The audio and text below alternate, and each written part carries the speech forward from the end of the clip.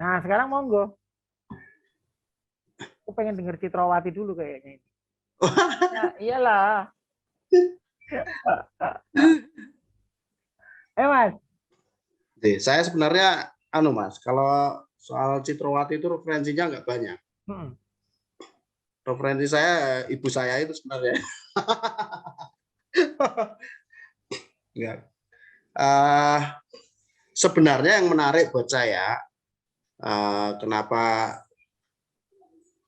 bukan cuma Citrawati aja ya, kebetulan kok pas sama namanya sama ibu saya, tapi seperti yang tempo hari kita ngobrol-ngobrol itu Mas, jadi semua titisan dari Dewi Sri Widowati itu semuanya mempunyai karakter yang mirip-mirip menurut saya. Gitu. Dari Citrawati, terus kemudian kemarin yang terakhir Dewi Sinta kayak gitu-gitu itu mirip-mirip menurut saya. Nah, Citrawati sendiri kan ceritanya ini kan dia ikut adiknya di negara Magodo yang waktu itu yang jadi raja kan Citragodo, adiknya Citrawati. Nah, yang kemudian akhirnya saking Citrawati itu adalah seorang titisan Dewi Sri yang cantik jelita. Dalam satu versi dikatakan bahkan sampai tutur katanya saja luhur seperti itu. Nah, membuat banyak raja yang kemudian naksir dan pengen memperistrinya.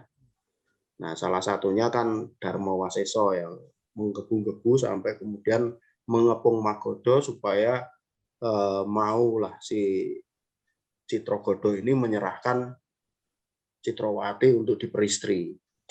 Nah, hanya karena dia nggak mau, karena titisan Dewi Sri yang dicari itu titisan Dewa Wisnu sebagai pasangannya, maka dengan berbagai upaya dia akan menolak.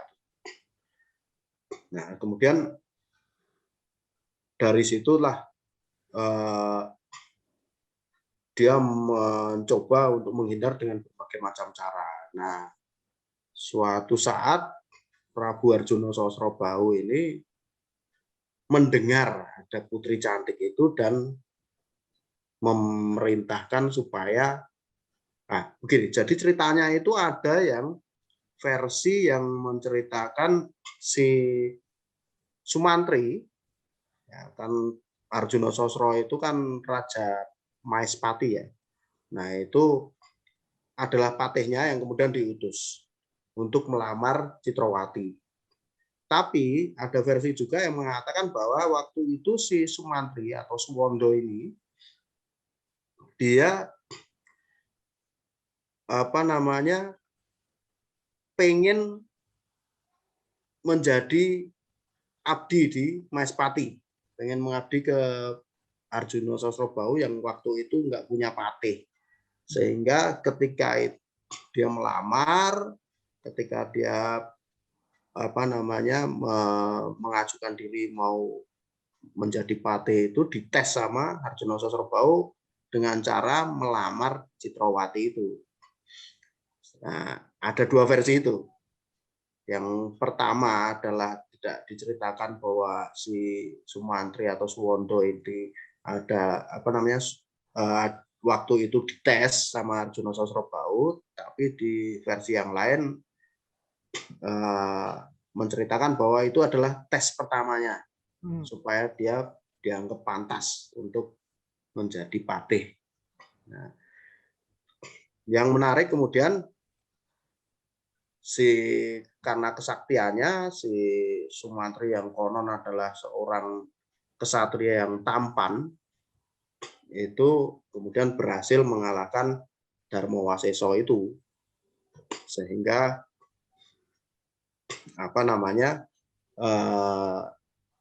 Prabu Citragodo senang dan menyerahkan Citrawati untuk dibawa ke Prabu Arjuna Sosrobahu. Hanya kemudian si siapa si Citrawati ini ragu-ragu, bener nggak sih yang melamar saya melalui utusannya itu adalah titisan Wisnu? Kenapa kok merintah orang lain gitu? Nah, untuk membuktikan itu maka dia mensyaratkan supaya si Sumantri ini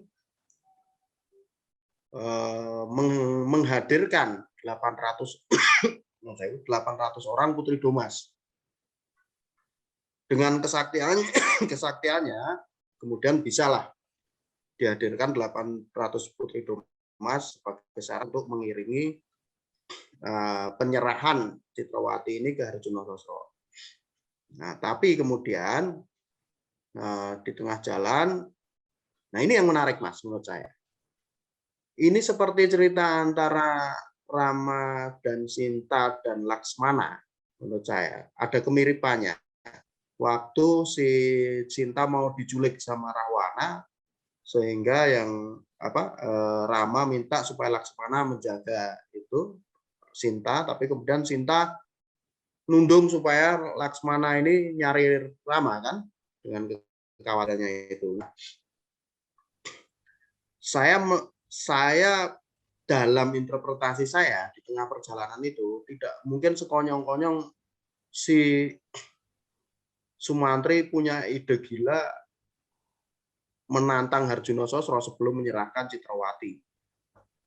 Nah, sepertinya ini ada semacam masalah yang sama. Seperti waktu Sinta ini nundung Laksmana supaya mencari Rama. Jadi si Citrawati juga selain bujui gitu. Bujui supaya masih ngetes juga kesaktiannya si Harjono Sosro ini. Gitu. Jadi selain karena pride-nya, harga dirinya, merasa wah, masuk yang melamar cuman perwakilan seperti itu, jangan-jangan calon suamiku memang bukan titisan Wisnu gitu kan. Nah, akhirnya saya merasa kalau secara logika ini kemungkinan digosok gitu. Supaya menantang Harjono Sosro. Nah, terjadilah Harjono Sosronya menyambut, marah, kemudian Triwikromo dan si Sumantri ternyata kalah, berhasil dikalahkan. Nah, dari situ baru si Citrawati ini mau diserahkan. Tapi kemudian odo-odo lagi minta namanya Taman Sriwedari dipindah ke Maespati. Nah, kemiripan-kemiripan cerita antara titisan Dewi Sri yang di Citrawati sampai kemudian ke Sinta, kemudian titisan Wisnu dari Harjono Sosro ke Rama itu terjadi semacam berulang karena ada keraguan-raguan seperti itu menurut saya. Jadi ketika Romo tidak sama sekali menunjukkan sebagai titisan Wisnu dengan kesaktiannya senjata cakra lah kemudian Triwikromo, hanya bedanya di Harjono Sosro Triwikromo ya 2 kali ya. Tapi seolah-olah dia itu menyia-nyiakan anugerahnya itu dengan selalu memerintahkan si Sumantri gitu. Nah, berhasillah Taman Sriwedari ini dipindah walaupun melalui tragedi yang sangat-sangat tragis karena Sumantri tidak sanggup sehingga minta tolong adiknya. Ya. Nah, celakanya adalah ketika itu adiknya pengen ikut karena keluguannya dengan wajahnya yang demikian buruk seperti raksasa, pengen ngikutin terus si Sumantri, Sumantrinya malu. Nah, suatu kali si Dewi Citrawati ini melihat si Sukrosono ketakutan, kemudian lapor ke Harjono Sosro, dan karena malu mengakui bahwa itu adiknya, kemudian oleh Sumantri ditakut-takutin supaya pergi, tapi nggak mau. Akhirnya dibunuhlah Sukrasono ini. Kemudian Terbunuh. terbunuh. Walaupun menurut saya ya dibunuh karena apa ya? Karena Izin. gengsinya yang tinggi itu, Ya. sehingga dia melakukan tindakan yang near safety. Nah, mengancam-ngancam yang kemungkinan bisa terjadi malapetaka. Nah, terjadilah seperti itu sehingga dikutuk dan kemudian sepertinya juga ini yang kemudian menjadi jalan sehingga pada akhirnya setelah terjadi pertempuran antara Harjuno Sosro dengan Ramo Parasu atau Ramo Pargowo itu, kemudian si Dewi Citrawati bela Pati Obong karena kekalahan Harjuno Sosro yang sebelumnya pada waktu perang sama Rahwana juga hampir saja terjadi waktu dia ditipu sama, namanya hampir mirip ya Mas ya, sama Sukrasono ya Mas. Wil Sukosarono ya kalau nggak salah ya, ditipu bahwa si Harjuno Sosro kalah dan sudah mati seperti itu. Nah,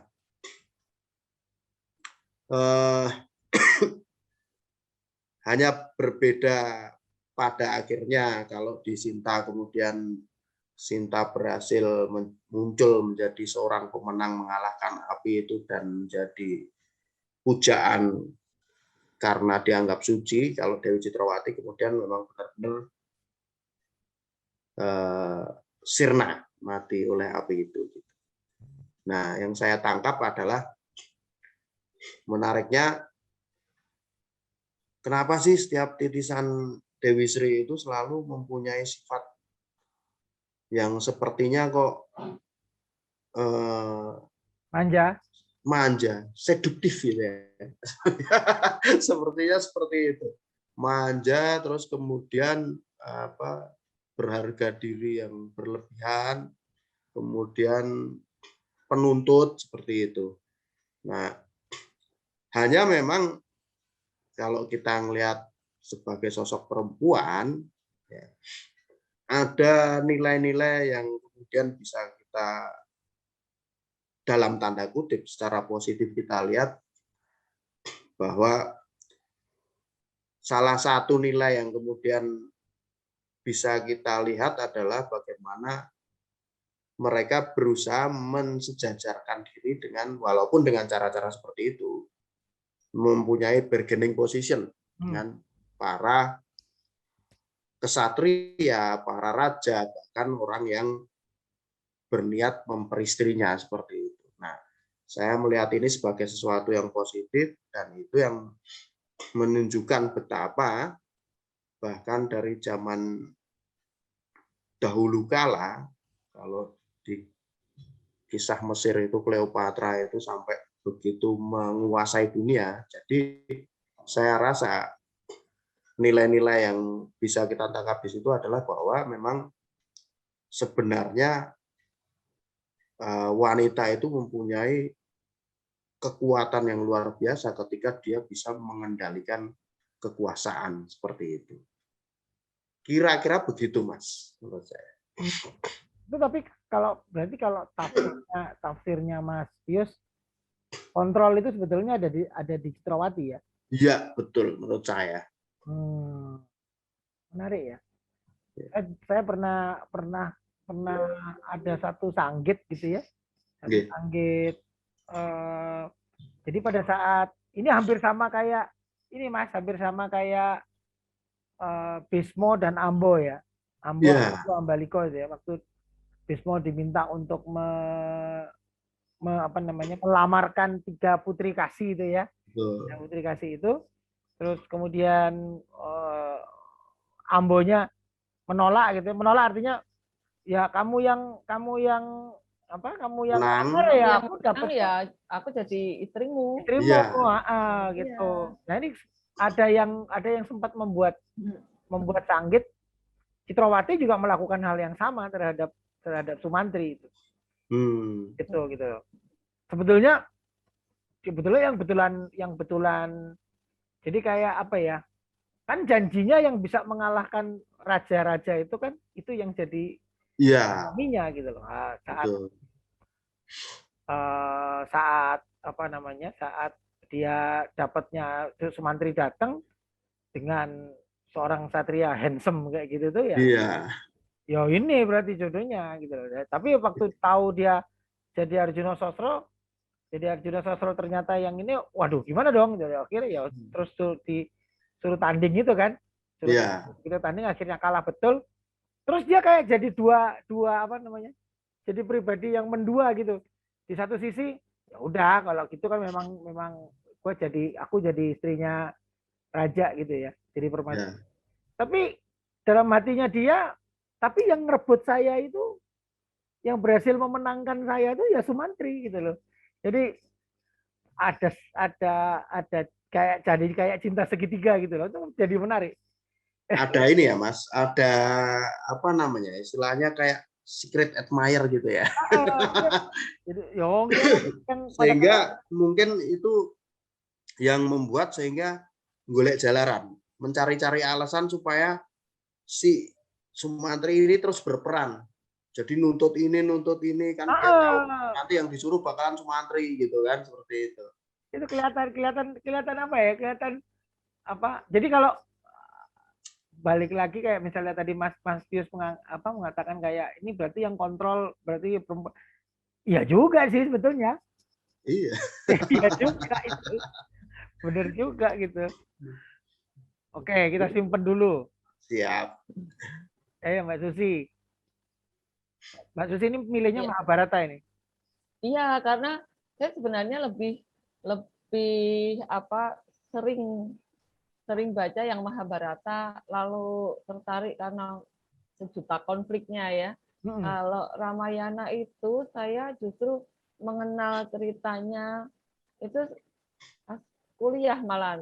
Tahu sih ceritanya, ada dongeng-dongeng apa yang diceritani gitu ya. Cuma saya baca pertama komplit itu dari bukunya Romo Sindunata itu yang pernah saya sampaikan itu, yang Anak Bajang Mengiring Angin. Tapi kalau Mahabharata saya kenalnya kan dari SD, ketika baca apa komik sisipan majalah Ananda itu tertarik banget, dan lebih tertariknya itu ada perbandingan kalau di India seperti ini, kalau di Jawa seperti ini gitu. Terus saya nggak tahu berpikir waktu itu kok mikirnya zaman SD loh. Oh, ternyata memang ada nilai dan norma yang berbeda, sehingga kalau di India bisa permisif, di Jawa enggak, dan sebaliknya seperti itu. Termasuk yang Sri Kandi itu ya, Sri Kandi yang saya tahu sejak kecil, saya tahunya karena saya juga suka nonton wayang orang. Sri Kandi iki ya wis tok gitu kan, pasangannya Arjuna itu selalu yang tertanam di otak saya. Tapi ternyata di komik itu ternyata laki-laki ternyata gitu. Lalu kalau yang kisah Ambo itu juga saya tahu dari awal Prabu Sentanu, pokoknya ya awal Mahabharata itu, dan paling tertarik di kisahnya Drupadi. Nah, Drupadi ini kan juga ada dua versi. Ini juga kalau Drupadi itu istri dari kelima orang Pandawa, kalau versi Jawa kan karena mungkin waktu kerajaan Hindu itu masih tertulis versi Indianya, tapi kemudian masuknya agama Islam, berdirinya kerajaan Demak, Pajang itu harus disesuaikan dengan norma-norma agama yang berlaku, dan nggak ada poliandri. Jadi menjadi suaminya adalah Yudhistira, bukan kelima laki-laki Pandawa. Kalau ada sedikit konflik mengenai Drupadi itu, kalau di versi India kan ternyata Drupadi itu lebih mencintai Arjuna. Tapi orang paling bagus dewe ya kan, lelanangin jagat gitu. Terus orang pas dikuatkan lagi pas film India yang main ganteng-ganteng, cantik-cantik gitu kan. Terus saya jadi banding, kalau di Jawa begini, di Jawa begini gitu. Nah, yang menarik dari Drupadi, kenapa saya milih Drupadi ya? Drupadi itu kan nggak dilahirkan ya Mas ya, nggak dilahirkan tapi muncul dari kembang ya, hasil hasil puja, hasil pemujaan Raja Drupada yang Ratu Raja Pancala. Dia punya setelah dia melakukan ritual upacara yatnya ya, kemudian muncul laki-laki dia mikir gini, nanti kalau anakku laki-laki akan mengalahkan Durna ya, kalau perempuan harus jadi istri Arjuna gitu. Kaulnya seperti itu karena ternyata pernah dipermalukan oleh Drona itu atau Durno itu, dan ternyata benar keluar laki-laki namanya Drestadyumna. Kemudian ya, atau Jawanya apa Mas? Drestadyumna, lalu Drupadi atau Pancali, putri Pancala gitu ya. Nah, kemudian yang menarik sama ya, ternyata dalam kisah pewayangan itu karena sumbernya sama dari India, ternyata putri raja itu berhak disayembarakan, bukan berhak sih, malah untuk mencari suami itu harus disayembarakan, mungkin sebagai prestis ya Mas ya. Siapa yang cocok dengan anakku haruslah orang paling sakti gitu kan. Nah, saya ingat tuh ceritanya Pandowo itu kan peristiwa Bali Sigolo-golo itu ya, yang kemudian mereka akhirnya mengembara gitu ya, meninggalkan dalam penyamaran sebagai Brahmana, kemudian mendengar Brahmana dan pengemis ya. Brahmana kan memang mencari makannya dari meminta-minta gitu kan. Nah, terus Pandowo pas pada pergi dengar ada sayembara, Prabu Drupada itu membuat sayembara memanah siapa yang paling tepat di titik tengah itu yang akan menjadi suami dari Drupadi. Nah, Karno ikut, Duryodhana ikut, karena kan semua ksatria ikut. Yang paling bisa itu Karno. Tapi Drupadi nggak mau karena kamu cuma anak kusir, gitu kan? Kamu bukan ksatria, sekalipun berpakaian dan bersikap seperti ksatria. Ya kan pada nggak tahu kalau dia memang sebenarnya turunan ksatria juga ya. Kamu kaum Suto, saya nggak mau. Gitu. Akhirnya Arjuna maju mana, gitu kan? Dan bisa. Akhirnya sama Prabu Drupada kan akhirnya diperkenankan untuk ya sudah, kamu menikah dengan Brahmana ini.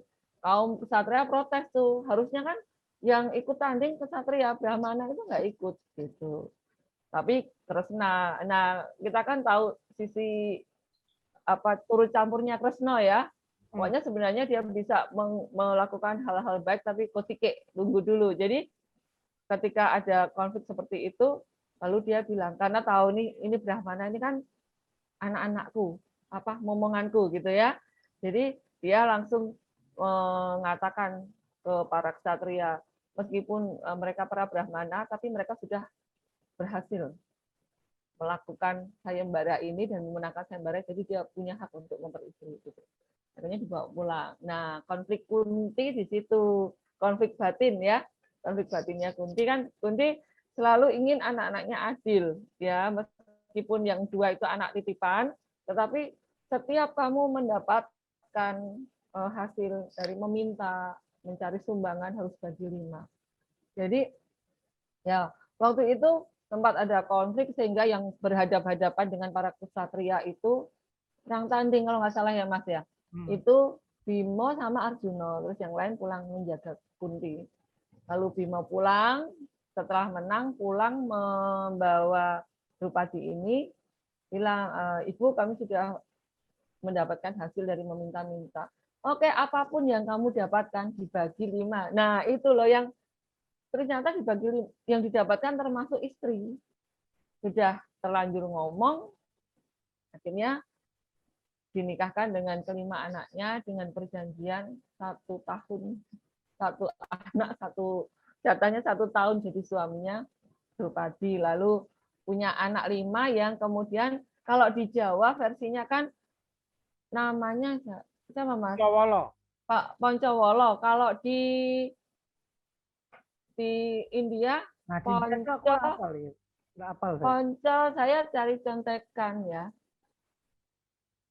Lali. Tapi 5 orang anak, masing-masing punya anak 1. Dan kalau dalam Mahabharata nanti kelima anak ini dibunuh Aswatama semua. Gitu ya. Versi India ya Mbak ya? Yang versi India, dibunuh. Kalau yang versi India, saya kok literasinya cenderung yang India. Gitu. Itu sih. Nah, itu tantangan berat pertama Drupadi yang saya melihat dia sebagai perempuan di masyarakat yang patriarkat, dia harus tunduk pada aturan mengikuti perintah ayahnya, kemudian juga dia harus tunduk pada suami, gitu kan? Dijadikan sebagai barang milik suami, gitu, barang milik suami. Sampai suatu saat itu yang peristiwa itu main dadu. Main dadu itu kan gara-garanya Duryudono ya, itu kan merasa dipermalukan dalam upacara Rajasuya kalau nggak salah ya. Setelah babat alas, ya kan? Setelah babat alas di istana ya. Ya, Kandowo ya. Salah Kandowo dari istana Indraprasta itu, Indraprasta. Nah, itu kan dia menyelenggarakan upacara Rajasuya, lalu seluruh ksatria di wilayah itu diundang termasuk Kurawa dan Karna. Lalu Sengkuni ikut. Mereka sangat kagum nih dengan keindahan istana yang memang sangat besar dan takjub. Terus saya nggak tahu kok dulu ada teknologi semacam itu, lantai seperti air seperti lantai gitu. Jadi ini versi Indianya ya. Sengkuni dan Duryodhana berkeliling gitu, ya kaget lihat ada air di dalam ruangan. Oh ternyata itu lantai kristal. Nah berikutnya nemu, wah ada kayak air lagi nih. Ini juga lantai. Diinjak sama Duryodhana terus bur. Lalu diketawain, ya kan? Kecuali Yudhistira. Yudhistira itu kayaknya orangnya ini ya, pria tanpa ekspresi gitu ya. Mungkin karena menunjukkan kebijaksanaannya gitu. Diketawain. Bahkan ada versi lain di buku, nggak semua buku versi India ditulis pun di Drupadi ada dan mentertawakan. Ya dengan kata-kata yang kasar, putra orang buta ya buta gitu. Ya, bapaknya buta ya anaknya buta. Gitu. Tapi di buku yang lain itu nggak muncul ya Mbak ya? Nggak muncul dan nggak menulis kalau Drupadi di situ gitu. Dan dia marah kan ya, terus pulang. Akhirnya bikin taktik nih, kita harus mempermalukan Pandowo, lalu gimana caranya? Main dadu. Karena main dadu kalau orang jujur itu biasanya nggak curang. Iyalah, ya main dadu mesti mereka akan main murni dan ahlinya kan minta izin ke bapaknya dulu nih, ke Drestharashtra. Ya, minta izin untuk hadir, Pandowo hadir, kayak semacam reunian antar saudara gitu ya. Apalagi Sengkuni itu kan pinter main dadu, pinter liciknya mungkin ya. Akhirnya diundang main dadu, kalah banyak, orang jujur kok, nggak bisa curang kan. Kalah banyak, akhirnya semua istana, harta benda, bahkan kebebasan para Pandowo termasuk dirinya dipertaruhkan. Nah itu tragedinya di sini. Yang akhirnya terakhir Drupadi, ya udahlah istriku gitu dipertaruhkan. Itu kalau di film sekali lagi itu adik-adiknya sempat kaget, terus jangan dong gitu kan, tapi ternyata dipertaruhkan. Nah ternyata tetap kalah dan akhirnya dianggap sebagai milik Duryodhana.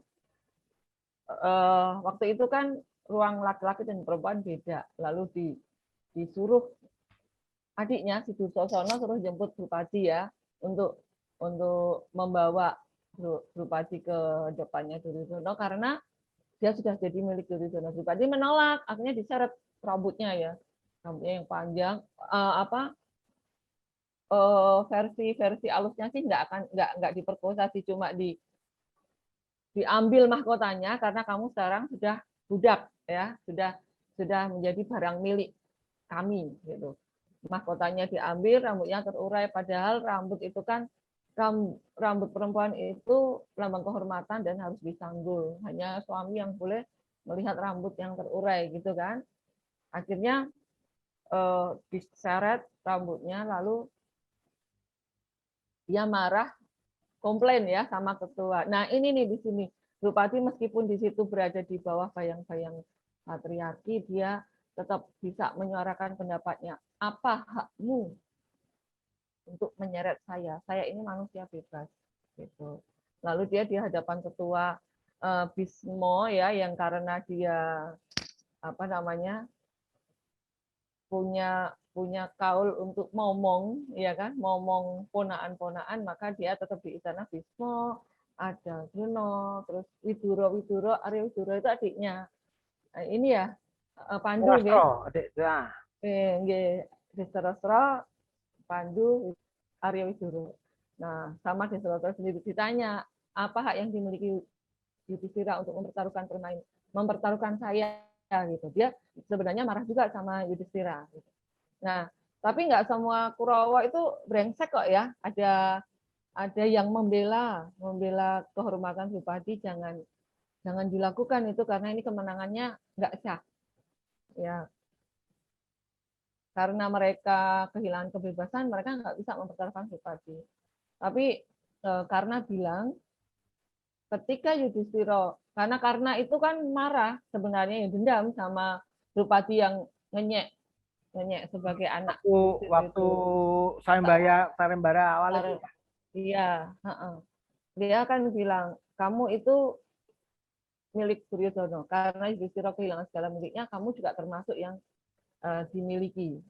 Nggak harus dipertaruhkan pun kamu sebenarnya sudah menjadi milik Duryudono. Malah karena menyebut Drupadi itu sebagai pelacur karena punya suami 5. Gitu. Dan kalau kamu diseret di tempat keramaian wajar, itu kan hukum untuk pelacur kan memang kalau perlu dirajam gitu kan. Terus kita seret apapun kondisimu, pakai baju atau tidak, itu memang hukuman yang pantas untuk pelacur. Sekarang karena sudah disebut seperti itu, karena memerintahkan, kalau di versi lain Duryudono yang memerintahkan Dursosono disuruh menelanjangi Drupadi. Tapi kalau yang ada buku yang mengatakan itu karena dendamnya itu ya, karena ditelanjangi. Dan sekali lagi kalau yang di film itu mereka tuh benar-benar kehilangan kesaktian Pandowo ini, jadi nggak bisa melindungi Drupadi, akhirnya dia minta pertolongan di Kresna. Jadi ditarik jariknya itu dan nggak lepas.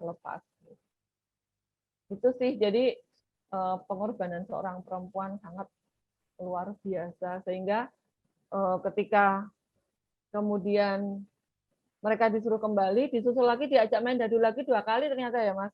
Jadi saya pikir cuma sekali, ternyata 2 kali.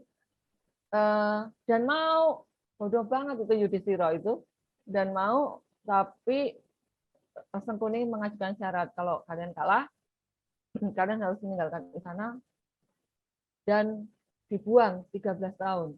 12 tahun dalam pembuangan, 1 tahun menyamar. Kalau dalam proses penyamaran itu kalian ketahuan, diulang lagi. 13 lagi. Iya.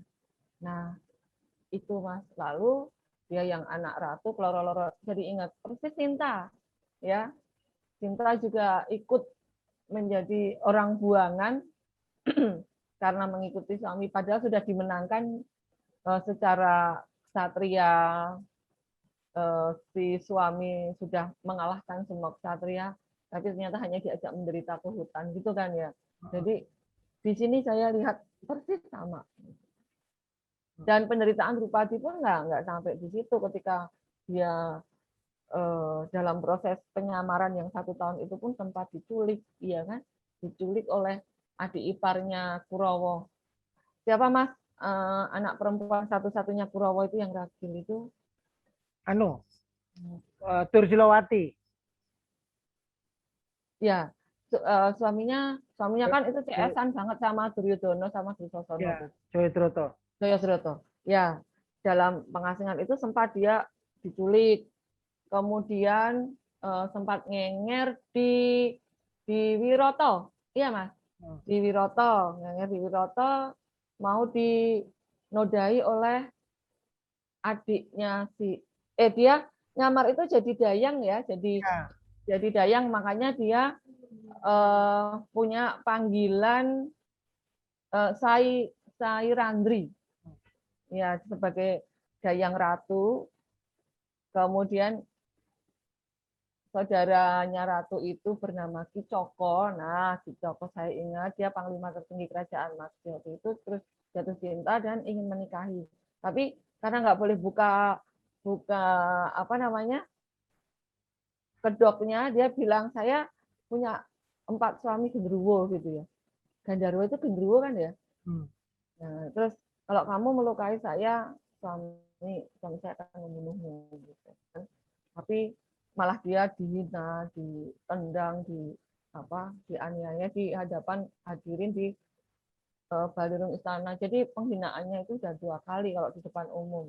Waktu peristiwa Mendadu sama ini ketika dia menyamar jadi dayang. Nah, Bimo itu mau bantu tapi kan jadi sebentar nanti kita terungkap nih kedoknya gitu. Akhirnya udah kamu nyepi dulu di kuil. Gitu. Terus kalau versi India lagi akhirnya Drupadi sama Bimo ini merancang pembunuhan terhadap Kicoko dan Bimo yang berhasil membunuh Kicoko. Terus penderitaan berikutnya pada saat Baratayuda ketika kelima anaknya dibunuh oleh Aswatama. Aswatama itu ini ya bokong ya, jadi malam-malam dia datang kemudian masuk ke peristirahatan lalu dibunuh panglimanya siapa saja.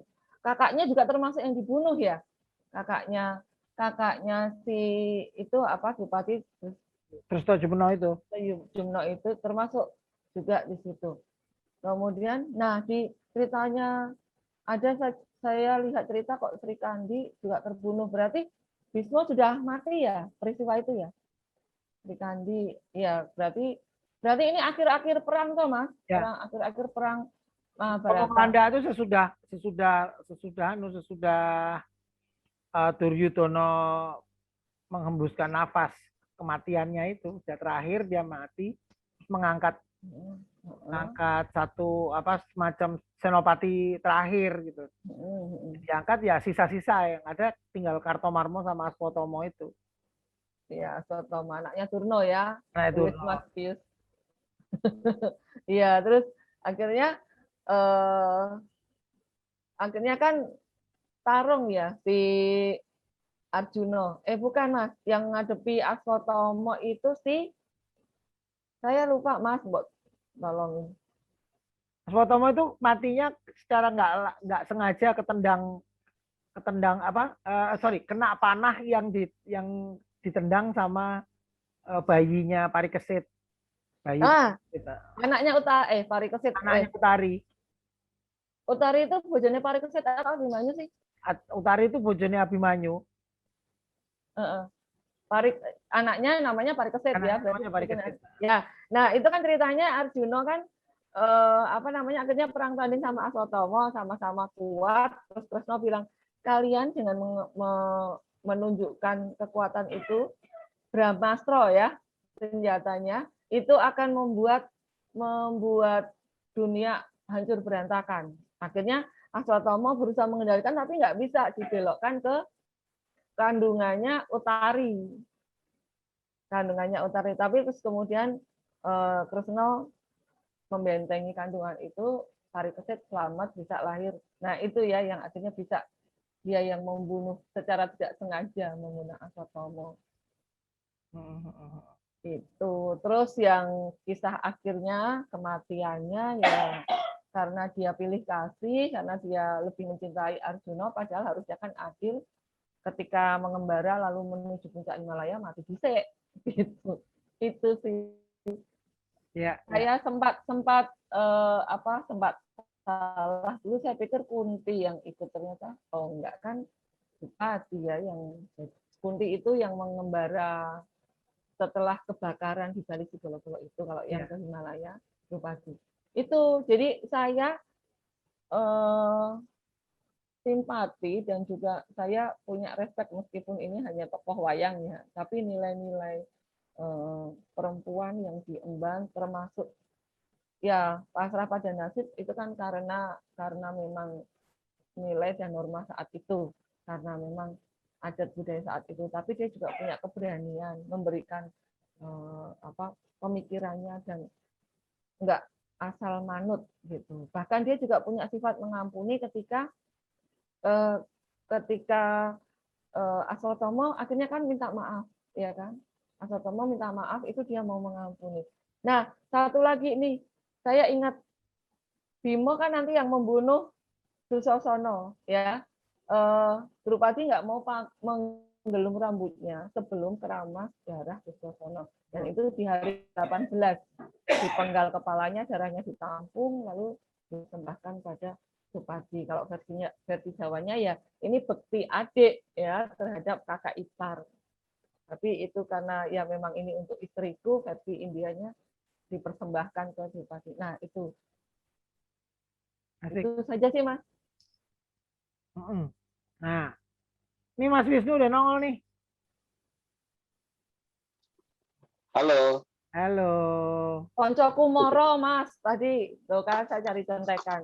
5 anak tadi poncoku moro. Istilahnya. Yuk Mas Wisnu. Jadi yang ditunggu-tunggu ini. Iyalah. Pakar. Pak Karno. Pak Karno. Aduh, gimana nih. Kan Mbak Wisnu katanya mau cerita Sri Kandi dan Murdaningsih. Coba. Murdaningsih siapa tuh, Mas? Nah, ini juga lucu nih, Mas, karena Murdaningsih dulu dong. Iya, Sri Kandi mah tahu. Tapi latar belakangnya saya ambil mereka sebetulnya benang merahnya sama, bahwa dua-duanya tuh perjurit ya, gitu. Perjurit dan perempuan, ya kan, perjurit lagi. Perjurit itu perempuan prajurit. Nah, betul itu jadi singkatan toh. Nah, Murdaningsih itu sebetulnya saya tahu karena waktu itu sempat diangkat sama Mas Nanang, Mas Bram, jadi lakon. Nah, kemudian gara-gara itu saya search gitu, siapa sih si Murdaningsih ini? Karena di ensiklopedi Wayang Purwonya Balai Pustaka, Murdaningsih ini nggak ada, gitu. Tidak dicantumkan sebagai salah satu tokoh wayang gitu. Dari A to Z itu nggak ada dia. Tapi kemudian saya coba cari gitu. Ternyata memang ada tokoh ini, cuma memang sangat sedikit sekali karena di Indianya sepertinya nggak ada gitu. Murdaningsih ini nggak tahu siapa atau gimana asal usulnya, tapi yang jelas dia ini adalah serati atau pawang gajah untuk Bugodento. Bugodento itu salah satu dari Kurawa sebetulnya ya, yang versi Jawanya gitu. Yang menghilang. Versi Jawanya dia adalah satu di antara 100 Kurawa. Versi Indianya dia adalah anaknya Bomo. Bomo Narakosura. Gitu. Ya. Oke. Gitu. Jadi pada waktu sebenarnya kan ini di awal banget ya. Bugodento mati itu kan kalau dalam Bratayuda dia di awal banget nih. Apa sih itu ada episodenya deh namanya. Betul, dia Paluhan. Dia Paluhan. Setelah Abimanyu kalau saya nggak salah. Jadi habis Ranjapan terus dia gitu. Nah, jadi saya mencoba untuk nyari sebetulnya asal-usulnya Murdaningsih ini gimana, ternyata nggak dapet, tapi anyway, si Murdaningsih ini muncul pada episode Paluhan itu, kalau versi Jawa. Jadi, ketika akhirnya, Kurawa udah bingung mau ngeluarin siapa saat itu gitu, kemudian, Durna manggil Bogodento. Itu Durna manggil Bogodento, kemudian Bogodento ini dengan 3 andalannya itu, 2 andalannya yaitu si gajah bernama Murdaningkung dan pawangnya bernama Murdaningsih. Dan Murdaningsih ini jangan bayangkan dia kayak karena dia pawang gajah terus dia cara penampilan nggak oke gitu, enggak gitu, justru cantik dan sempat bikin Arjuna naksir gitu kan. Selalu ya. Selalu gitu. Jadi sempat terjadi juga nih rayuan-rayuan gombal ya di antara 2 orang ini gitu. Tapi kan di ujung-ujungnya kan Arjuna bingung kenapa setiap dimatiin orang nggak bisa gitu kan. Karena ternyata tiga orang ini mereka punya kesaktian yang bisa saling menghidupkan masing-masing gitu. Jadi setiap misalnya salah satunya mati, yang lain nangisin, maka yang ini hidup lagi gitu. Gitu terus gitu. Terus kayak gitu sampai akhirnya pusing sendiri, kemudian lari ke Kresna. Kresna bilang bahwa you harus bunuh nih orang sekaligus, jadi nggak bisa satu-satu. Iya betul. Dengan panah akhirnya dilepasin 3, mati semua. Tapi tersate. Benar, tersate. Nah, yang lucunya saya lupa pernah baca di mana bahwa sebetulnya di situ ada penyesalan dari sisi Arjuna juga karena harus membunuh Murdaningsih. Perempuan gitu. ya.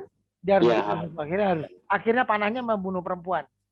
Betul, gitu, membunuh Murdaningsih. Padahal sebetulnya ketika mereka berhadapan sebagai musuh, sebenarnya suka dua-duanya gitu loh. Karena kan sejauh yang saya telusuri, Murdaningsih ini tidak pernah dinikahi sama Bogodento kan. Memang hanya jadi pawang gajahnya Murdaningkung gitu. Pawang gajah Murdaningkung. Dia tuh bukan istrinya Bogodento ya? Enggak, setauku enggak sih. Mungkin CMIIW kalau ada yang tahu bahwa dia ternyata diperistri sama Bogodento, tapi setauku enggak. Mungkin ya gitu. Teman tapi ya masak. Teman tapi masak. With benefit. With many benefits sih, karena sampai mati-mati gitu kan. Nah, tapi ada satu episode di wayang ketika Banowati mau nikah. Itu kan dia mengajukan syarat. Salah satu syaratnya adalah minta gajah putih dengan pawang putri, dengan pawang yang perempuan gitu. Kemudian syarat itu kan dicari sama Arjuna sama Karna nih. Ya, akur nih dalam cerita ini, aku nggak ngerti ya. Arjuna sama Karna mencari gitu. Lalu mereka sampai di sebuah hutan namanya Pringgoboyo. Di situ hidup seorang Gandarwo, yaitu kalau bahasa Indonesia naon ya, makhluk halus lah pokoknya gitu. Gandarwo perempuan bernama Nyai Slekutono. Nah, Nyai Slekutono ini punya anak perempuan yang juga wujudnya Gandarwo, namanya Mirah Dinebak. Nah, ini punya gajah bernama Murdaningkung. Nah, apakah tokoh Mirah Dinebak itu adalah Murdaningsih atau bukan, nggak ngerti. Cuma nama gajahnya sama nih, gitu. Dan si Mirah Dinebak itu juga menjadi pawang, gitu. Nah, ini nanti kan, ini agak meleset sedikit ya, cuma maksudnya kaitannya dengan si tokoh ini, lucunya adalah saya jarang tahu ada tokoh namanya Mirah Dinebak, tapi dalam sumber yang saya baca, pada akhirnya dia menjadi ibu biologis dari Lesmana Mandrokumara. Gitu. Ibu biologis dari Lesmana gitu. Mandrokumara. Oke. Betul, gitu. Jadi Lesmana Mandrokumara itu bukan anak Banowati dong? Bukan anak Banowati, karena katanya pada awal yang aku baca, pada waktu kejadian si Banowati didandanin sama Arjuna, ya kan, itu dipun agem nih. Iya. Itu dipun agem, terus akhirnya yang lahir itu memang anak perempuan. Jadi ini hampir sama kayak peristiwanya Rahwana di Ramayana ya, gitu. Aku nggak tahu nih apakah ini part of Sanggit atau memang di Jawa mengenal cerita seperti itu, tapi Tapi yang pernah aku baca dan menarik banget nih adalah ini nih. Dalam kaitan dengan tadi ya. Anak kedua kan ya, Banowati itu. Lesmono Wondrokumara sama Lesmonowati. Dan Lesmonowati, betul. Jadi yang anaknya sendiri itu Lesmonowati. Itu dengan Arjuna. Dengan Arjuna, tapi kemudian itu dibawa Arjuna di tuker sama anak ini. Nah, si yang Lesmono yang perempuan itu dijadikan anak Arjuna dari Manuhara. Gitu. Yang menurut versi ini adalah jadi Pergiwati. Oke. Gitu. Oke. Ruwet ya? Gitu sih. Ceritanya begitu. Ruwet ini kaitannya dengan Murganingsih ya, balik lagi. Gitu. Karena tadi aku menelusuri sebenarnya siapa nih Murganingsih gitu kan. Gitu sih. Nah, aku kenapa tertarik juga sama tokoh ini karena benar-benar pada waktu kan Murganingsih yang dihadapi adalah Arjuna ya. Yang dihadapi dia langsung itu adalah Arjuna. Ketika dia menghadapi itu kayak pada akhirnya dia memilih untuk memenangkan loyalitas kepada tugasnya gitu loh, bahwa emang tugas gue ya panglima aku adalah pawang gajah dan protektor untuk si Pugodento ya harus terus melanjutkan misi gitu loh, apapun itu gitu misinya gitu sih, dan akhirnya mati juga kan. Gitu sih. Oke. Terus kenapa Sri Kandi? Terus kalau Sri Kandi? Kalau Sri Kandi itu kan memang selalu ditempeli dengan kayak emansipasi lah gitu ya, maksudnya dia contoh itu gitu ya buat banyak orang, tapi lebih kepada kasihan sih Mas, karena Sri Kandi sebetulnya punya identity yang floating banget gitu dari dua versi itu, bagaimana dia dipaksa yang di Indianya sebetulnya laki-laki, kemudian dia ke Jawa menjadi perempuan gitu ya, semata-mata karena laki-laki yang feminin mungkin tidak terlalu berterima di kultur masyarakat pada saat itu atau gimana, sehingga emang mau nggak mau dia dibentuk jadi perempuan gitu ya, perempuan yang tomboy gitu. Pun juga sebagai seorang perempuan dalam tanda kutip di dalam frame wayang Jawa, dia pun juga kan tidak ada anak gitu. Sementara yang lain-lain kan ada, bahkan Larasati aja punya anak gitu kan. Jadi itu cuma luar biasanya adalah karena pertama dia tuh memang sudah dari kecil kan, kalau wayang Jawa kan dia lahir dari Pamujan kan sebetulnya. Kemudian ketika itu yang turun adalah Betari Setiawati, yang ilmu pengetahuan Saraswati. Ya, betul, Saraswati yang turun kemudian memberikan istilahnya kayak forecast kepada si Drupada bapaknya bahwa ya you akan punya anak perempuan yang dia seorang prajurit, she will be a warrior gitu kan. Nah, kemudian lahir sudah dengan gendong anak panah gitu kan. Umur komplit. Yes gitu. Jadi memang ditakdirkan sebagai itu gitu. Apalagi ketika pada akhirnya turns out memang dia yang bisa mengalahkan Bisma, meskipun ada faktor Dewi Gangga dan segala macam, tapi kan ya fisiknya tetap Sri Kandi kan yang menghadapi. Lalu juga ketika negara kosong gitu, dalam sanggit-sanggit wayang kan suka banyak sempalan dan carangan apa. Ketika negara kosong kan yang dititipi dia, yang dititipi keselamatan orang-orang kan dia.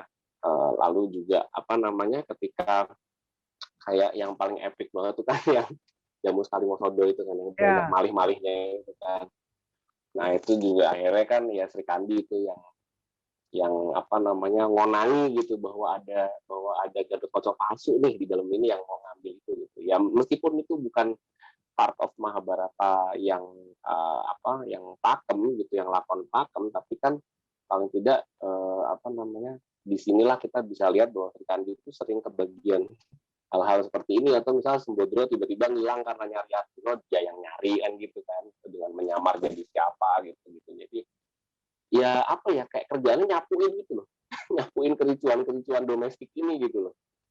Gitu sih. Jadi aku ngelihatnya kayak sebenarnya berat nih jadi Sri Kandi itu berat banget gitu. Karena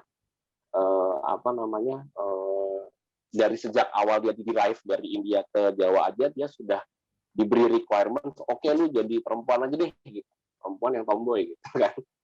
Di sini, nah sudah kayak gitu dia menjadi selalu jadi. Makanya kan ketika kejadian dia gugur kan juga kondisinya dia ditinggal kan gitu, disuruh jagain gitu, tinggal ada parikesit si bayi itu yang laki-lakinya pada nggak ada, ujung-ujungnya dia mati. Gitu.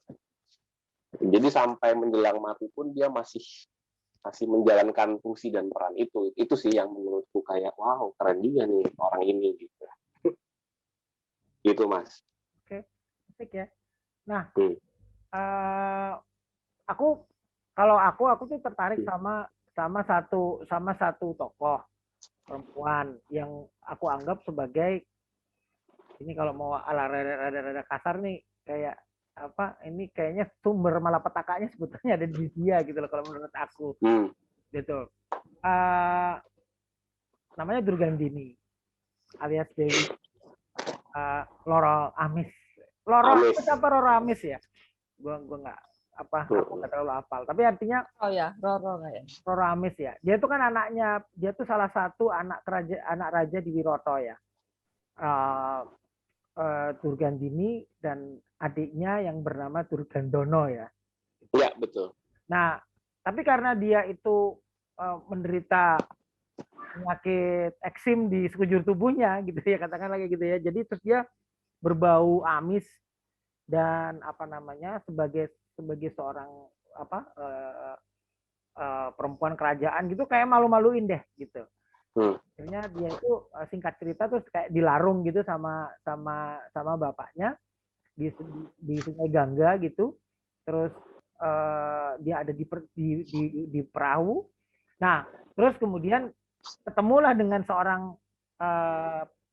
seorang begawan ya, seorang pendeta gitu ya.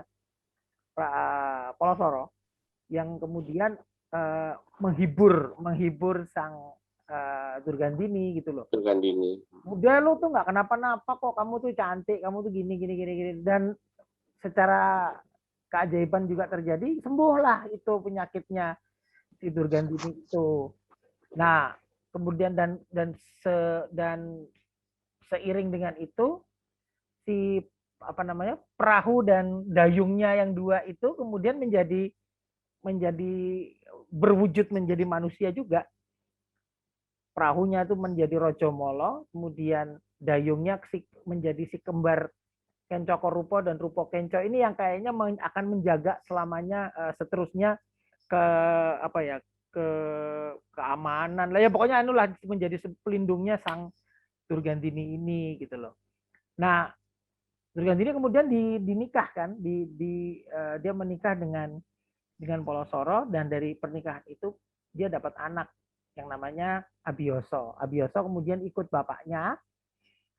Tidak ada cerita yang terlalu, aku nggak pernah dapat cerita yang mendetail gitu ya tentang kemudian kenapa kok mereka berpisah gitu ya, ditinggal sendiri gitu.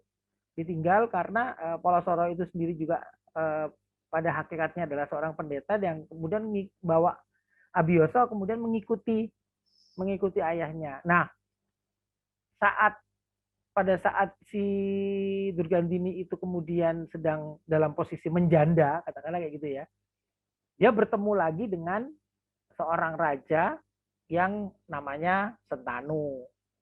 Prabu Sentanu barusan cerai nih sama Dewi Gangga, Dewi Gonggo itu udah punya anak, Bismo. Belum Bismo ya namanya ya, masih Dewa Broto ya. Dewa Broto. Masih Dewa Broto. Wisnu Dewa Broto. Ya, terus kemudian kalau aku baca di komiknya Pak Kostasi epic banget itu. Jadi ceritanya si Sentanu lagi broken heart gitu kan ya. Lagi sutris banget gitu karena karena istrinya pulang ke kayangan lah, jadi titipin anak satu masih bayi pula gitu kan. Terus tiba-tiba dia datang ke sebuah sungai gitu dan dia melihat seorang putri cantik sedang mandi gitu kan. Gitu. Wow gitu. Nah, kemudian terus mereka berkenalan, bercerita-cerita ngobrol-ngobrol, akhirnya kemudian sama-sama dicurhatin gitu loh ya, gue juga ditinggal laki gue nih gitu. Karena itu terus kemudian mereka sepakat untuk melanjutkan perkenalan itu, kemudian dengan melanjutkan hubungan. Dan akhirnya Sentanu juga mikir, udah deh kamu gantiin istri saya yang kemarin ya.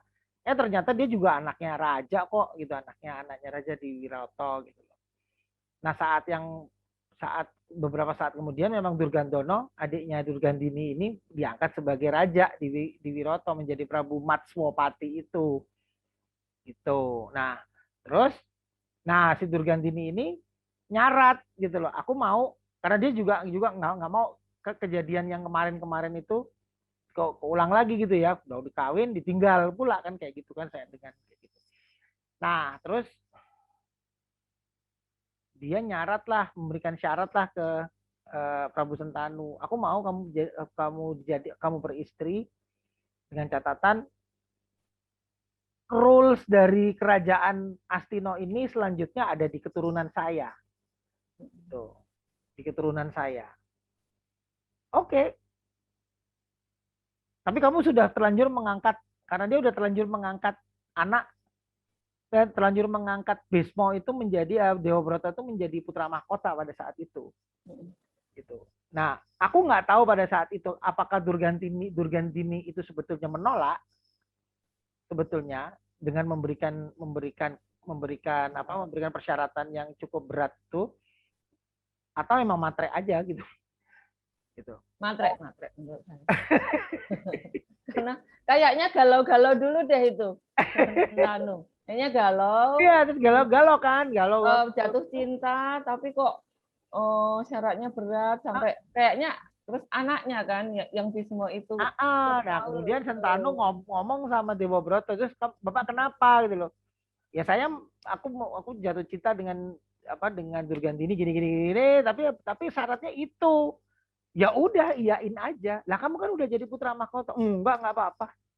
Enggak apa-apa, saya akan menyerahkan tahta itu ke Durgandini. Betul gitu? Iya, nggak apa-apa. Nanti anak kalian lah nanti yang akan meneruskan. Saya nggak apa-apa, nggak masalah. Toh dia merasa ini toh kerajaan gue juga gitu loh. Gue nggak jadi raja juga nggak apa-apa. Tetap di sini. I still own the kerajaan ini gitu. Begitu. Nah, begitu udah diomongin kayak gitu sih Sentanu lega kan, dibawalah kemudian diboyong Durgandini ke Astina.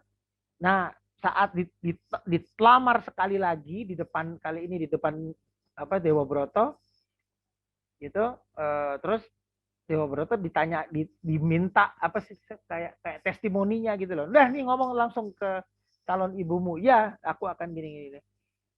Tapi kemudian Durgandini minta mengajukan pertanyaan kelanjutannya. Ini sustainability-nya bagus banget ini sebetulnya. Nah, ini ngeselin ini pokoknya. Ini Durgandini tuh orangnya ngeselin gitu. Kenapa dia jadi nenek moyangnya itu Pandowo gitu. Karena jual mahal. Nah, terus begitu dia ditanya sekali lagi, dia bilang, oke, terima kasih kamu sudah memberikan tahta itu nanti ke anak-anakku kelak gitu loh. Tapi jaminannya apa? Anakmu nggak akan merongrong kerajaan ini. Kan kamu juga tetap punya ini kan, keturunan, dan akan keturunanmu nantinya kelak akan juga punya hak yang sama gitu loh. Bahkan di saat-saat yang genting kerajaan itu kan bisa berpindah ke adiknya, segala macam. Enggak, aku minta persyaratan itu dijawab dulu. Nah, di situ kemudian Bismo bersumpah untuk hidup wadat, untuk tidak menikah, madeg pendito gitu ya. Dia kemudian menjadi pendeta dan akan berada di belakang Astino apapun yang akan terjadi tanpa akan menyentuh tahta. Bahkan istri pun dia tidak mau. Nah, terus akhirnya itulah kemudian baru si Durgandini itu mengiyakan permintaan Sentanu. Tapi di beberapa sanggit Sentanu tuh tetap stres gitu loh dengan kondisi kayak gini gitu loh. Artinya dia tetap menikahi Ganggo, tetap menikahi Durgandini. Punya anak 2, ya kan, Citranggoda dan Wicitrowiryo.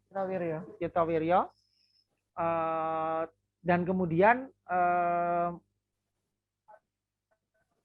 frustasi karena sebetulnya dia itu frustrasi karena gimana pun juga anak terbaiknya dia itu memang Dewa Broto gitu loh. Akhirnya dia Sentanu meninggal, sakit dan kemudian meninggal. Sementara anaknya si Durgandini ini masih kecil-kecil kan? Masih kecil-kecil Dan lemah kayaknya ya. dan diangkat dipaksa menjadi raja si Citronggodo ini. Nah, ini aku nggak terlalu mengikuti perihal Citronggodo ini karena ada satu versi yang menyatakan bahwa dia itu raja yang lalim, yang jahat sebetulnya, attitude-nya jelek sampai akhirnya dia dibunuh sendiri oleh salah satu panglima yang memberontak dari belakang gitu. Ada yang bilang juga, tapi ada yang juga yang bilang dia itu diserang dari kerajaan lain. Intinya dia bukan raja yang baik, raja yang sangat buruk gitu loh. Jadi selama Astina dipimpin oleh Citronggodo ini, sebetulnya Citronggodo tidak pernah memimpin, yang memimpin tetap Bismo gitu. Tetap Bismo, tapi dia hanya senang-senang dan foya-foya gitu sampai akhirnya dia mati terbunuh. Nah, di saat dia mati terbunuh karena dan dalam usia yang masih sangat muda, dia tetap tidak meninggalkan legacy ya, tidak meninggalkan keturunan. Nggak tinggalkan keturunan, akhirnya tahta itu diberikan kepada adiknya yang berikutnya yang namanya Wicitrawiryo itu. Di mana Wicitrawiryo itu sakit-sakitan, kondisi tubuhnya lemah, nggak bisa mimpin, nggak bisa segala macam. Tahta itu sebetulnya tetap dipegang sama Bismo, sama Dewa Broto. Sehingga Durgandini mencari cara lain gitu loh. Gimana caranya? Dia tahu nih anaknya bakal nggak lama nih hidupnya nih juga yang satu lagi nih. Akhirnya dia memaksa Wicitrawiryo ini harus punya keturunan segera. Gitu, harus punya keturunan segera. Nah, akhirnya masuklah ke peristiwa Sayembara Kasih itu, di mana Raja dari Kasih mempunyai 3 putri, Ambo, Ambiko, dan Ambaliko itu, yang kemudian lucunya si Durgandini itu justru memerintahkan Dewa Broto untuk mengikuti sayembara, di mana nanti anaknya pemenangnya itu 3-3-nya akan diserahkan kepada Wicitrawiryo. Nah, itu akhirnya terkejadian lah. Ambonya malah jatuh cinta sama Bismo. Kemudian terjadi tidak sengaja panah terlepas dan akhirnya Ambo meninggal. Yang kebawa ke Astina tinggal 2 pun tidak sempat disentuh oleh Wicitrawiryo. Wicitrawiryo-nya udah keburu mati duluan karena sakit gitu. Nah, tapi yang aku juga itu kan sebetulnya secara nalar gitu ya. Udah habis kan si Durgandini itu juga nggak bisa ngapa-ngapain lagi nih, anaknya udah habis, udah nggak segala macam. Dia masih sebegitu ngototnya berangkat dia ke tempat kediaman mantan suaminya si Polosoro, di mana anaknya yang satu lagi ada di sana. Abioso itu. Abioso diminta untuk membuahi kedua Ambiko dan Ambaliko plus 1 emban yang kemudian melahirkan Widuro gitu. Widuro. Nah, saya ngelihatnya gini, jadi sebetulnya Durgandini ini kalau buat saya itu awal itu awal asal muasal kehancurannya Wangsa Barata sebetulnya. Karena sebetulnya yang ada di situ itu juga bukan Wangsa Barata, itu kan bukan anaknya Sentanu, bukan garisnya Sentanu, kan udah putus. Wicitrawiryo dan Citronggodo itu kan terakhir gitu loh yang ada di situ. Kan ini anaknya Abioso kan, jadi sebetulnya itu udah bukan Wangsa Barata lagi gitu. Gitu. Nah, antara saya ini kagum gitu dengan Durgandini, setup-nya luar biasa gitu ya. Dia memainkan peran sebagai perempuan yang memang haus kekuasaan gitu loh. Sebetulnya dia tidak tidak mencari, tidak mendorong anaknya gitu loh sebetulnya untuk itu. Tapi dia tuh memaksa untuk mempunyai, yang penting keturunannya dari gue, dan itu mereka lah yang akan menjadi raja atau apa gitu loh. Nah, menarik banget nih Durgandini. Jarang aku nonton. Aku cuma nonton Dewi Roro Amis waktu itu pertunjukannya Pak Mantep. Cuman berhenti di wilayah dia akhirnya mendapatkan cintanya Sentanu gitu loh. Berhenti di situ. Tapi kelanjutannya tidak terceritakan sayangnya itu. Jarang banget aku dapat cerita ini. Durgandini ini sama Satyawati itu sama ya? Sama. Aku baru mau nanya, ngerti kok Satyawati. Satyawati itu dulu waktu sebelum jadi Roro Amis ya, Nu ya, kalau nggak salah ya. Iya, aku ngertinya Roro Amis itu Satyawati. Iya, tahu saya juga. Memang nama Durgandini ini apa ya? Jarang keluar ya? Jarang disebut sepertinya. Iya. Padahal itu nama kecilnya atau maksudnya asma timurnya justru itu. Oh, iya baru. Karena kan anaknya 2, Durgandini. Berarti nama baratnya Satyawati, kalau yang nama timurnya Durgandini.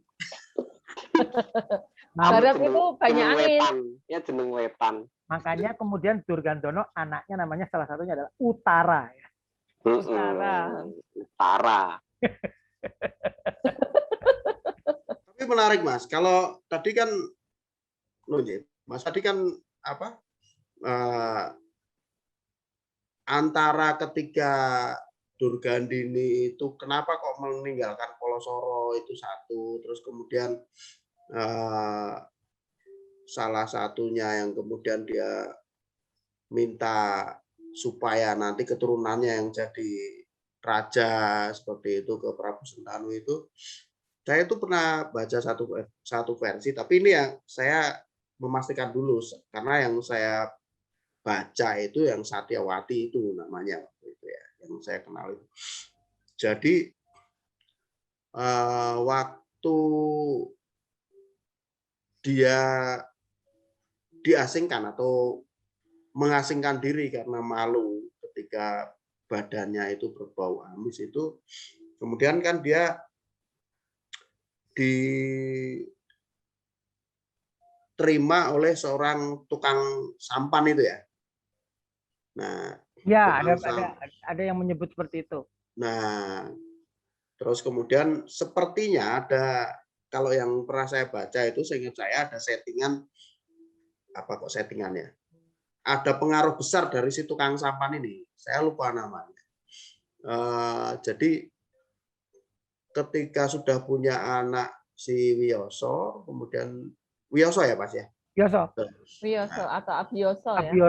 Abioso. Nah, Wiyoso ini kemudian si Polosoro ini kan sering banget apa namanya? Karena dia seorang resi ya. Kemudian sering sekali dia berusaha mencapai kesempurnaan dengan apa namanya? Apa istilahnya? Tirakat atau inilah mencari ilmu kesempurnaan. Nah, dengan cara dia mengasingkan diri, menyepi seperti itu. Nah, kemudian setelah dia punya anak, si Polosoro ini seringkali mengajak si Wiyoso ini pergi. Nah, kesepianlah si Satyawati ini. Sehingga ketika kesepian itu suatu kali, kalau nggak salah setelah dia sembuh dari penyakit bau amisnya itu, karena kesaktiannya si Polosoro ini justru badannya jadi wangi baunya, semerbak wangi gitu ya. Itu ada lagunya Mas. Itu lagu masa kecil saya Mas. Tahun 70-an. Tahun 70-an. Jajal piye Mas lagunya? Lagunya gini. Segar berhamburan sepanjang tepian mandi, bunga pegunungan hiasan alam sunyi. Ini pas banget sama Satyawati gitu. Itu lagunya kayak anu ya Mas. Lagunya model-modelnya kayak himnenya demonstran itu kayaknya. Ya, itu secepat orang merunduk, Mas. Tidak ada variasi nada. Iya. Yang penting cepat hafal. Yang penting kan nada akhirnya sama a gitu. Nah, setelah itu datanglah Prabu Sentanu ini karena penasaran dia. Penasaran kok ada di daerah di tepi sungai Yamuna yang terpencil itu ada perempuan yang berbau harum katanya. Nah, dicarilah ke sana, ketemulah dengan Satyawati yang sedang kesepian karena sering ditinggal pergi sama Polosoro itu. Sehingga kemudian si Sentanu melamar ke siapa namanya itu, ayah angkatnya itu yang sudah semakin tua. Nah, pada waktu itu si Satyawati ini kan karena bapak angkatnya sudah semakin tua, dia menggantikan ini. Ketika ketemu Polosoro itu dia menggantikan sebagai tukang seberang itu kan, tukang Dosobolo. Siapa Mas? Dosobolo. Ya, Dosoboyo. Dosobolo. Rada asing namanya ya. Nah, itulah kemudian si Sentanu ini bertemu ketika dia sudah wangi, kemudian melamar. Dan ketika melamar itulah si Satyawati ini menurut saya nilai keistimewaannya adalah pada namanya. Satyawati ini adalah nama yang seorang perempuan yang setia sebenarnya. Tapi karena terus si bapaknya si Dosobolo ini merasa kasihan, kemudian dia membujukin supaya mau menerima lamarannya Prabu Sentanu ini. Nah, sehingga kemudian dia mau menerima, hanya kemudian ditambahkan juga syaratnya adalah asalkan nanti karena dia kesepian dan punya anak kok ya dibawa pergi sama suaminya seperti itu kan, dia nggak mau terulang lagi. Syaratnya adalah nanti anakku yang akan menjadi raja menggantikan. Seperti itu kalau yang saya pernah ini. Kemudian setelah itu gimana? Tapi yang jelas di situ saya menangkap ada nilai-nilai kesetiaan itu yang kemudian memang walaupun kemudian dia mau menerima, tapi itu sebenarnya karena ada peran, ya ibaratnya orang tuanya itu tidak tega melihat dia sehingga membujui dan memaksa supaya mau, seperti itu. Tapi kesetiaannya tuh agak agak kontradiktif ya. Kalau memang dia namanya Setyawati itu karena dia itu setia gitu ya. Ini kayaknya setia pada uang. Tadi nama Durgandini sendiri itu kok terus saya bilang matre tadi. Korelasinya kok Durgoyo, Durgandini. Kayak Betari Durgo. Ya mungkin itu yang membuat kita jarang mendengarkan karena terus tersamarkan oleh Durgo itu ya Mbak Susi ya. Ya bisa jadi. Makanya saya tadi tak rungok-rungoknya sih. Loh itu kok ceritanya Setyawati kok saya yang salah. Catatan gitu. Ternyata itu Setyawati itu Durgandini. Saya malah mengenal Durgandini itu dari awal karena memang anak Prabu Wiroto itu kan memang ada dua, Durgandini dan Durgandono itu. Durgandono menjadi Matswapati yang punya anak Seta Utara Wratsangka dan Utari ya. Jadi kan berarti Utari itu mereka ini seumuran sama Citranggoda dan Wicitrasena sebetulnya. Iya. Eyangnya para Pandawa, berarti yang buyutnya Abimanyu. Jadi sebetulnya Abimanyu mengawini Yangyut. Mereka tuh minum ramuan apa ya awet muda? Konsepnya agak gilani ya itu ya. Iya. Ya makanya Utari kan jauh di atas generasinya simbahnya. Tapi kan kemudian dikasih disclaimer biasanya Madalang Dalang. Utari itu kecantikannya eternal gitu loh. Dia tidak pernah menua wujudnya itu meskipun usianya sudah lanjut gitu loh. Udah lanjut terus terus kawinnya ketemunya Abimanyu itu kayak bukan Pratu lagi tuh. Putune Pandu itu putune Setyawati gitu kan? Iya, kan Pandu kan berarti Pandu aja manggil Wicitrawirya kalau harusnya kan Pandu itu manggil Utara Seta Ratsangka itu paman. Paman kan? Paman karo bibi kan berarti kan. Nah, Pandhawa kan eyang. Iya. Itu kan eyang. Wah, ini Abimanyu.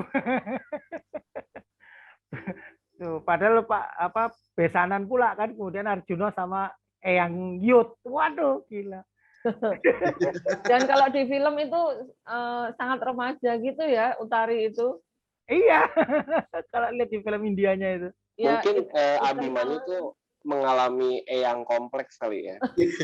Bukan Oedipus, bukan Berarti harus dicari nama eyangnya Oedipus ini. Nah, kan berlanjut gitu loh.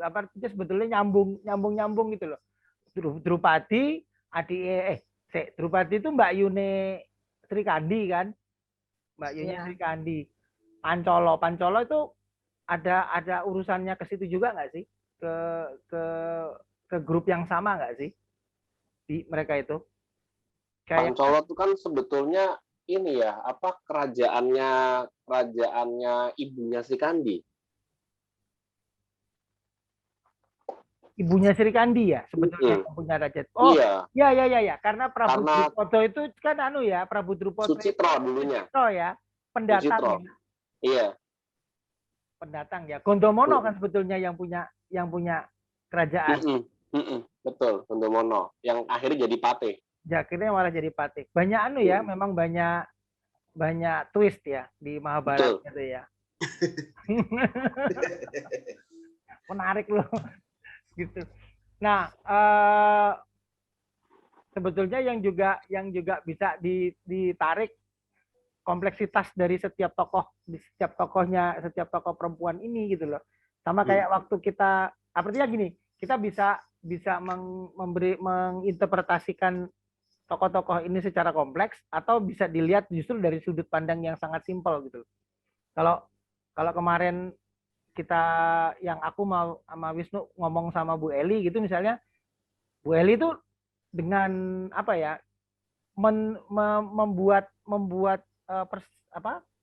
mempersepsikan para putri-putri ini dengan sudut pandang yang sangat sederhana sebetulnya. Ibu, fungsinya itu sebagai ibu, sebagai perempuan sing keloro-loro gitu misalnya, sebagai perempuan yang sebagai perempuan yang gitu. Sesederhana itu. Meskipun di dalam tubuhnya itu, di dalam kesederhanaannya itu ada kompleksitas yang cukup asik kalau untuk dibahas lebih lanjut gitu loh. Makanya jadi karya kan. Jadi karya tari gitu. Kunti itu kan ya itulah membelain membesarkan Pandawa 5 itu di tengah kutukan gitu kan. Di tengah kutukan kemudian harus dititipin lagi pula gitu loh sama anaknya dari istri keduanya Pandu gitu. Untung waktu itu nggak jadi anak ketiga ya. Kalau anaknya jadi 3 gitu, kayak kalau istrinya jadi 3 gitu, Gendari juga dipek Pandu gitu, wah itu lain. Wah, Bratayuda nggak ada. Iya. Tapi Gendari juga tidak dengan sukacita kan sebenarnya pun jadi istrinya Sulistroto itu. Nah itu loh Mbak, maksudku tuh ada kayak katakanlah kayak Gendari gitu ya. Dan Gendari itu kan juga dia masuk di dalam pusaran cerita ini kan sebetulnya juga dipaksa, orang dia tuh dipaksa sama Sengkuni kok.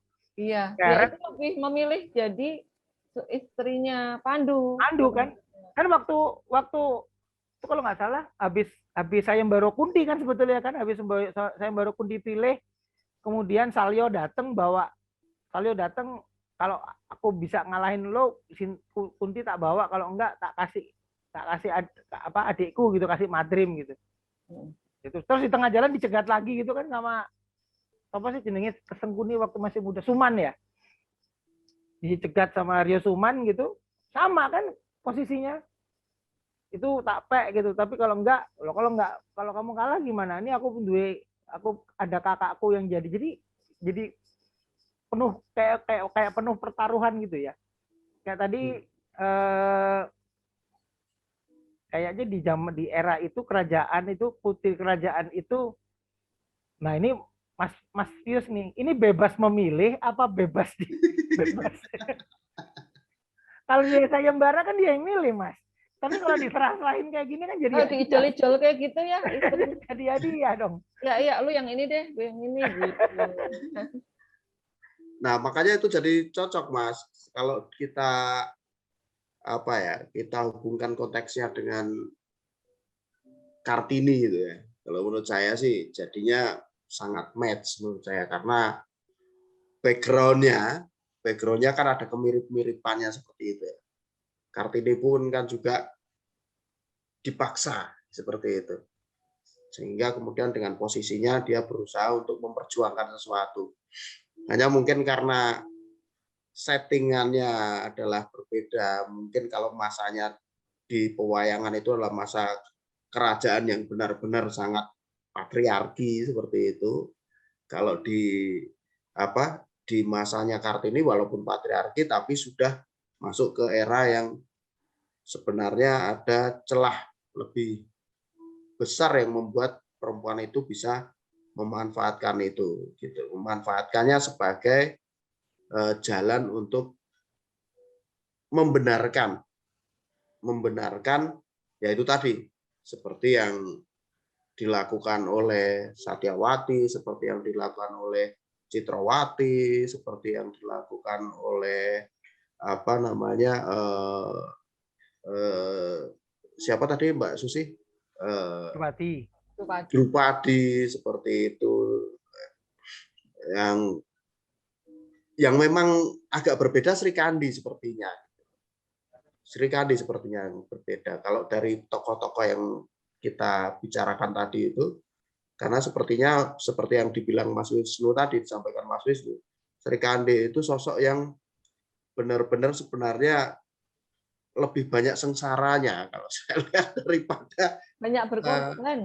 Iya, dia sepertinya memang sosok yang ditumbal-tumbalkan terus seperti itu. Tapi di sisi lain kalau saya lihat Sri Kandi itu justru yang sudah terlahir itu udah set up jadi hero gitu loh. Dia udah dilahirkan ya, buktinya dia lahir aja sudah bawa endong panah gitu misalnya kayak gitu. Jadi dan sepertinya kalau di Wayang Wong aku nggak ngerti ya, yang pakai endong panah itu kan cuma Sri Kandi loh. Apa Larasati pakai? Aku nggak sebetulnya nggak pernah lihat loh Larasati itu gendong panah. Jarang kan?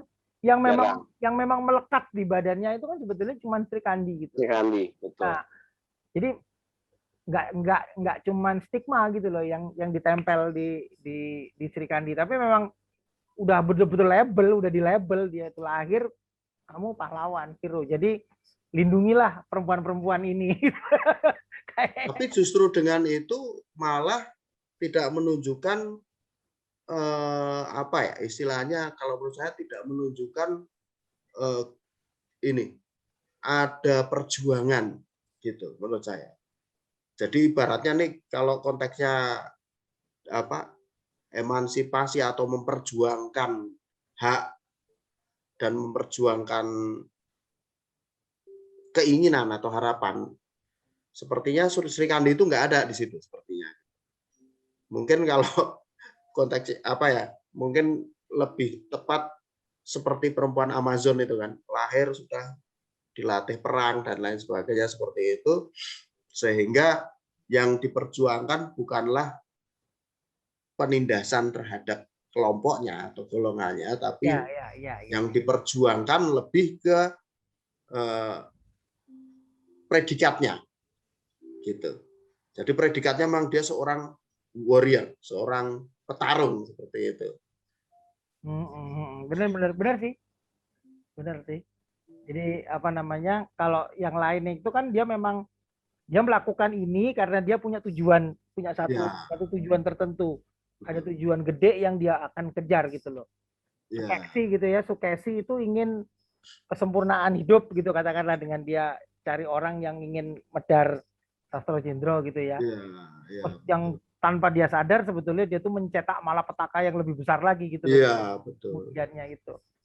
Gitu loh. Ya, betul. Sementara kalau Sri Kandi itu ya sudah gitu loh, dia sebetulnya ya itu superhero yang muncul gitu ya, superhero perempuan yang nongol gitu. Ya. Wah. Tapi saya pernah baca ini Mas, jadi ingat Sri Kandi itu memang bayi yang lahir normal, karena kakak-kakaknya kan dari Pujan gitu kan ya, lahirnya normal, dan dia itu ketika lahir sebenarnya perempuan, lalu dia dikalungi kembang yang ditinggalkan Dewi Ambo, ya, dikalungi kembang, lalu dia jadi laki-laki. Ada yang versi gitu, saya pernah baca ingat. Jadi kalau di film itu kan kayaknya dia Pujan dulu perempuan, dia Pujan lalu jadi laki-laki, kebalik ya, laki-laki lalu jadi perempuan gitu atau gimana ya? Karena kan kalau dia kan harus membunuh Bhisma itu nggak mau melawan perempuan. Gitu. Kalau yang di India sih dia itu laki-laki ya. Tapi laki-laki yang kemudian jadi perempuan. Asalnya perempuan apa dia transgender gitu, aku nggak ingat aku. Aduh, buku apa ya? Pokoknya itu pas waktu itu saya cari-cari Sri Kandi, pernah baca Sri Kandi itu dilahirkan perempuan, terus dikalungi kembang yang ditinggalkan Dewi Ambo sebelum mati gitu. Yang ngambil itu saya pernah baca tulisan komik tulisannya, kalau nggak salah saya Teguh Santoso ya. Teguh Santoso apa ya, Bintaraga gitu. Itu gitu. Jadi pada saat Kasih itu, sayembara Kasih itu Ambo itu menggugat gitu loh. Kan yang menang kamu, Dewa Broto gitu loh. Jadi saya harusnya istrimu gitu loh. Dewa Broto nggak mau. Nah, tapi di situ tidak ada versi panah yang terlepas itu. Tapi di situ Ambo sakit hatinya karena merasa dilecehkan sebagai perempuan yang cuma jadi barang dagangan gitu. Terus dia keluar, dia tidak mau terima dan dia keluar dari kerajaan, dia mengusir dirinya gitu loh ke hutan segala macam dan hidup sengsara di sana sambil mencari dharma gitu loh, mencari karma yang akan dia tuju nanti gitu loh. Karena dia dendam betul sama Bhisma. Nah, pada saat kejadian berikutnya adalah pada saat dia tahu ada bayi lahir dan dia dari dewa itu, dia dalam pertapaannya dia yang dia ngelakoni di tengah hutan sebagai perempuan yang tersingkir itu, dia kemudian mencari yang penebusnya dia gitu loh. Nah, di situ dia dapat isyarat dari dewa bahwa dia harus datang ke Pancolo karena ada satu-satunya anak yang dilahirkan normal itu tadi. Itu yang akan muncul, dia akan menjadi jalanmu. Nah, di situ si Ambo datang ke pesta kelahirannya Abimanyu itu, dan itu Mbak ngalungin Kandi. Oh ya itu, itu ngalungin ini, dia yang ngalungin sendiri. Dia yang ngalungin ya. Si Ambo pergi ke hutan dan terjun dari jurang, terus dia bunuh diri di situ. Di situ. Kalau yang Teguh S itu yang medeni pakai pakai panah. Yang Bhisma nggak usah mendekat gitu. Ya itu yang paling umum. Sering muncul. Yang paling umum. Jadi kayak apa ya? Kayak itu lebih kayak apa? Ceritanya Beauty and the Beast yang pada saat pesta kemudian Agatha nongol gitu kan. Tapi ternyata yang nongol Cornelia Agatha.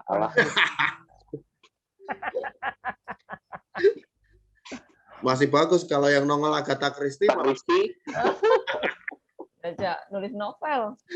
suwe. Oke. Sri Kandinya mesti kumisan kayak Hercule Poirot ya. Bener. Baiklah kalau begitu. Thank you ya. Ini seperti biasa ya. Tidak ada konklusi, tidak ada apa ya. Kita cerita aja. Tapi mungkin nanti yang mendengarkan bisa apa? Moga-moga bisa dapat banyak dan bisa jadi sangu untuk pikiran masing-masing gitu. Mungkin Terus, bisa ditambahkan ini, Mas. Pertanyaannya adalah siapakah Kartinimu di pewayangan? Bisa. Dan itu bebas ya, itu bebas. Ya. Pilih sendiri ceritamu. Wah. Pilih sendiri tokoh wanitamu. Dadah. Oke, terima kasih. Terima kasih. Selamat malam. Selamat malam. Matur nuwun. Matur nuwun.